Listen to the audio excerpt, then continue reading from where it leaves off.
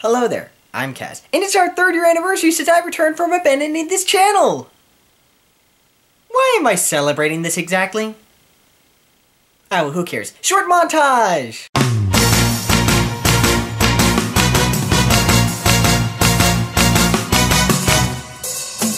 "3 years and counting." They say the third time is the charm, and that's mostly true since last year was an incredibly busy time for the channel, with more reviews being done than ever before. I even had my first run-in with an indie developer getting upset over one of my reviews. Corsair Technology to be exact. Yes, the good folks at Corsair were rather upset when they saw my negative review of Eternal Blade, saying while they may not be the best studio, they did the best they could on a small budget. And then they said that everyone's kind comments cheered them up, meaning that they were just hunting for sympathy because I didn't like their game in spite of several more positive reviews being written at the time. Yes, feel bad for the developers who worked so hard on their poorly translated, badly designed, and glitchy affair, instead of the people who actually had to pay $15 to play it because some nobody on the internet didn't like it. Say Ike, you wanna field this one? You'll get no sympathy from me. That said, the review does contain one minor error. During my many complaints about the game, I made a big deal out of one of the switches apparently not opening anything.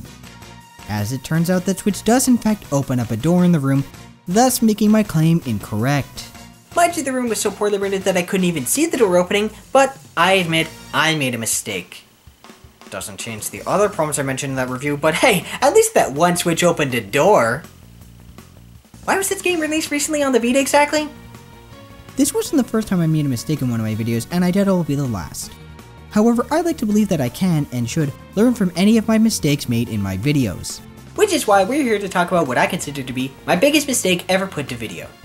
Back in 2013, some of you might remember a certain video about a game on the Vita that I got angry about because I wasn't able to play it. Yeah, that one. In 2013, Sony released a game on the Vita called Tearaway. Being a Vita owner myself, I of course picked up the game on launch, ever excited to play this new platformer. And I couldn't get the game to work. At all. Every time I tried to boot the game up, the same error would pop up with the same number. An error which I found out had been affecting multiple Vita owners for the past year. You can imagine my frustration, going home with a brand new game and finding out that the game itself wasn't even playable. So after not being able to get the game to work, I went off on a rant for several minutes about Sony's awful support for the Vita and an error that, to this day, has yet to receive any official response or solution by Sony. For about a week or so, I went to 10 different stores to exchange what I thought was a defective copy, and none of them worked. Eventually I ended up emailing the developers, Meida Molecule, and let them know about the issue, obviously in much calmer words than the ones I sent in my rant. Their response was fairly generous considering they didn't have to do a single thing. They sent a box full of pins, 2 t-shirts, one of which I've been wearing in every video since my yellow game shirt was destroyed, and these keychains are the main character of Tearaway, Iota. Hey, wait a minute, this isn't Iota, it's Sackboy. I was kinda taken aback by the response to something that was, by all accounts, not their fault, but rather Sony's, or at least what I assumed to be Sony's. So I decided that if I ever got the chance to, I would buy the digital version of Tearaway and review that. The digital version of Tearaway didn't work either. The odd thing about the digital version is that, in addition to a different bubble, the title was listed under Tearaway Trial and Unlock. No clue why it's called that, but it wouldn't have mattered as much if the game was playable. Which it wasn't, not even with the latest update. At some later point, my original Vita screen broke, and well, I can't play it, so I decided to get a new one. And surprisingly enough, the digital version of Tearaway actually worked on this Vita. So there was something wrong with that Vita, for whatever reason I don't know, but that's besides the point. The point is that the original video that I made was in bad taste to simply attack Sony for what I thought to be a manufactured problem, rather than just a random error. So, in the off chance that somebody over at Sony is watching this video, I was wrong. I was wrong for what I said, and I apologize for it. So, with all that out of the way, let's finally talk about Tearaway. I think it's fair to say at this point that the Vita hasn't exactly set the world on fire with its massive sales or plethora of worthwhile exclusives. Sure, it has some excellent games, but as a successor to the PSP, it has performed incredibly poorly, only beating out the Wii U in terms of overall sales to date. It's a shame too, since the Vita is quite possibly the most interesting system of this generation, with one of the most fascinating control schemes of any handheld. So what studio could possibly bring new interest to this struggling system? Well, how about a title from the folks who helped kickstart a newfound interest in the PlayStation 3? Enter Meida Molecule, the developer behind the Little Big Planet series and... Actually, that's all they were known for prior to Tearaway. If that sounds backhanded, it's not. While there were some successful titles in the PlayStation 3's early days, ultimately it was the release of Little Big Planet that began the PS3's recovery after its disastrous launch. A game so charming and beloved that even Nintendo of America's president, Reggie Fils-Aimé, admitted he liked it. That's a pretty grand feat, earning the respect of your competitors. So where does Tearaway come into all this? Well, the key link between all of this comes from a man in the UK known as Rex Crowell. There was this one time where I went swimming with my school. I was very tiny, and some like big punk kid. He was playing what was it called, Ghouls and Goblins, like a really hardcore game, like ridiculously hardcore. And he kind of looked at me and was like, "Hey kids, just keep my game going. I'm going to the bathroom." And I'd never played a game before in my life, and I just didn't know what to do with the sticks, and I was kind of wrestling with this thing and just died immediately. And he came back and he did not look happy at all. I think I nearly lost a life when he got back. Crowell's background comes from the field of animation, first getting his start in the video game industry with Lionhead Studios, then working as a graphics designer on titles such as Fable and Black and White. Shortly thereafter, Crowell was called a pathological liar and said he would not speak to the game press again. In 2006, Crowell left Lionhead Studios along with several colleagues, the latter of whom eventually formed Meida Molecule. At the time, Crowell was working on an animated series for MTV and an iOS title called Epic Win, eventually joining up with his colleagues to make Little Big Planet and its sequel. Sometime after Little Big Planet 2, Crowell had gotten his hands on early hardware for the Vita. And when I say early, I mean early. The hardware was so young at the time that it was actually too dangerous to touch it, being nothing more than a couple of circuit boards attached with some wires running raw electricity through them. Still, he knew the system would have a back touchpad, so Crowell started pitching some ideas to a small team, one of which happened to be a game where the player's fingers would serve as the main character, later expanding it to the idea that the player was literally sticking their hand into the game world. As the project began to take shape, Crowell thought, what kind of material would this world be made of that would allow the player to stick their fingers through it? The answer? Paper. As a child, Rex Crowell loved to build entire worlds out of cardboard. Even while working in Meida Molecule, many of his co-workers would comment about all the arts and crafts on his desk, so it's no surprise that paper was the material that was settled on for creating the world. Originally nicknamed Sandpit, the project went through 3 major acts before finally settling on the platform we know today. Act 1. A dungeon crawler with the floor-cutting mechanic of the arcade title Quakes, with the player's finger being the character rather than an actual individual in the game. Act 2. An open-world procedurally generated RPG that went by the name of Uncovery, where the character was an adventurer with a boxy head who took pictures to earn experience points. This is the stage where said character would change into a paper boy with an envelope for his head, and Iota was introduced.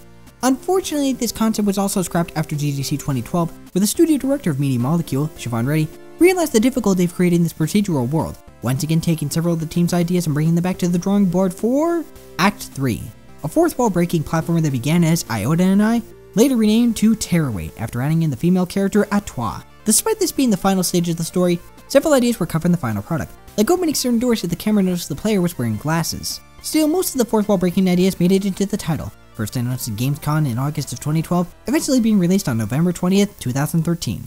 At last, the new tale can begin. Ordinarily, I wouldn't talk about a narrative that, on the surface, seems so simple, but there is something deeper going on in Tearaway. It's a very meta narrative, with the player delivering a message to themselves as the character in the game, while delivering the message the designers are trying to tell you through your actions as the character in the world you create as the player. Don't try thinking about that too hard, it's not going to help. It's an interesting exercise in mechanics through storytelling, but it does leave a little bit to be desired. There are other characters aside from the narrators, but they don't get much time to shine and come off as a bit of an afterthought, which doesn't mesh well with the rest of the "you did this and met these wonderful people on your adventure" story the game is trying to tell. There also isn't any difference between choosing the boy or girl protagonist, but the option is nice. It may not be the most thoughtful commentary on the relationship between player, developer, and game, but it is admirable in its attempt to discuss something very few games do nowadays, or have ever tried for that matter. Ultimately, it's a good attempt, but it's not what makes the game.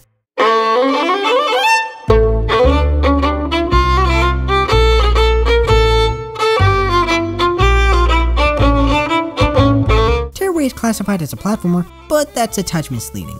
In truth, you don't actually gain the ability to jump until you're half hour in.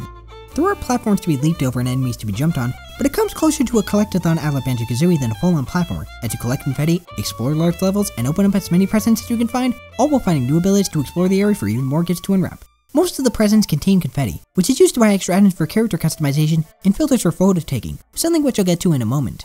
For now, let's talk about how terrific Tearaway captures that same level of ingenuity you'd see in a PlayStation era 3D collectathon.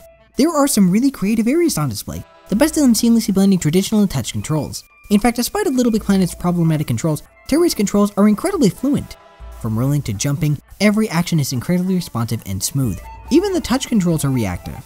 It's an excellent mixture of buttons and touch controls. For the most part. There is one part of the touch controls that is a little annoying. Namely, the use of the front touchpad to squish certain enemies. The problem with this comes from the player having to take one of their hands off the Vita and tap the enemy.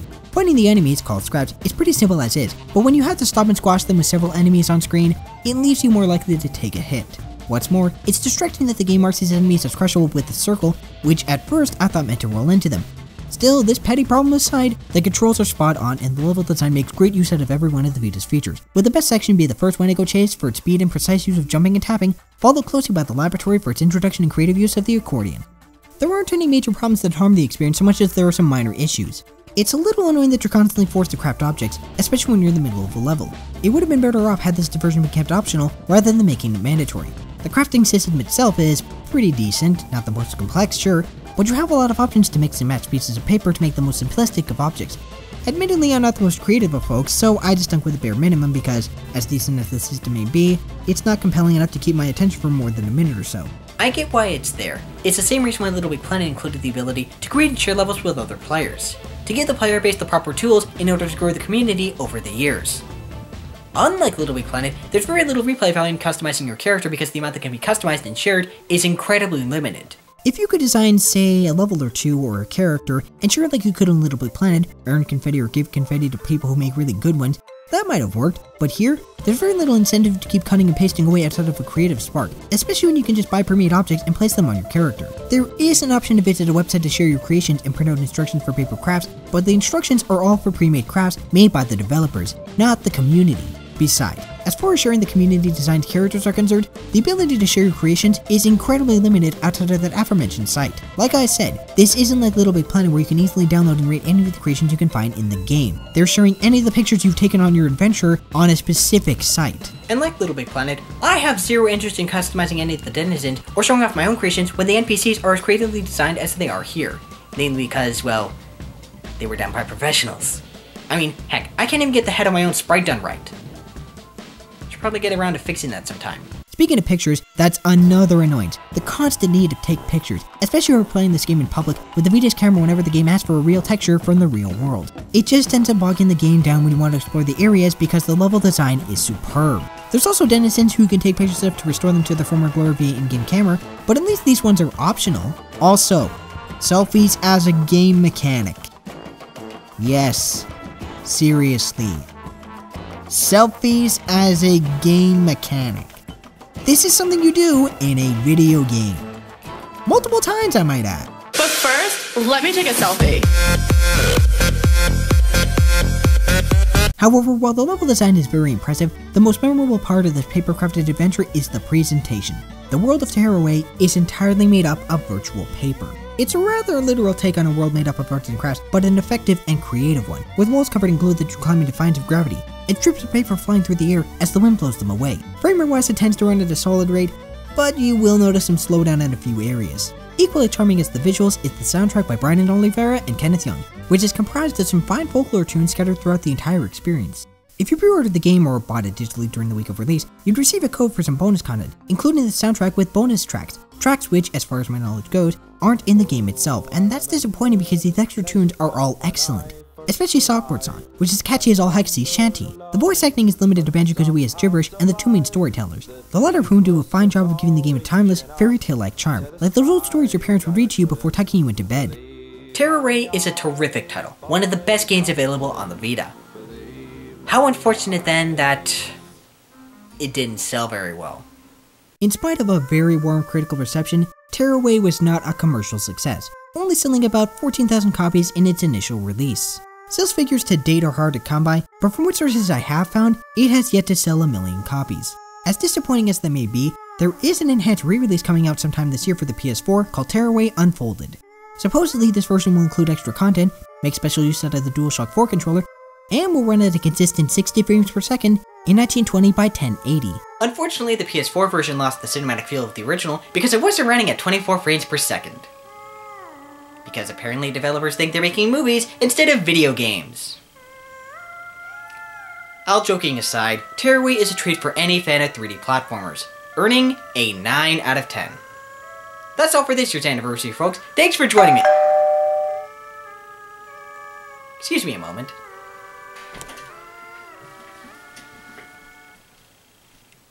Well, hello there. I'm Kaz. Huh.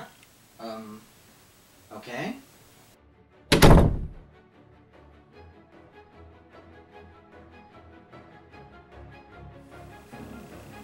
Well, looks like Meida Molecule was the one who sent me something. Doesn't look like it says who it is, though. Let's open it up, shall we?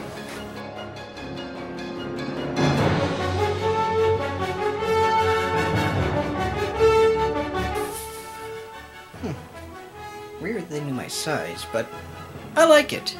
Thanks for joining me for this year's anniversary, folks. Over the next 365 days, we'll be covering games both old and new, we'll talk about the awful state of video game to movie adaptations, and of course, we'll be celebrating the Fire Emblem series' 25th anniversary. But, until then, and until next time, game on, my friends. Seriously, how do they know my size? Ugh, that's creepy.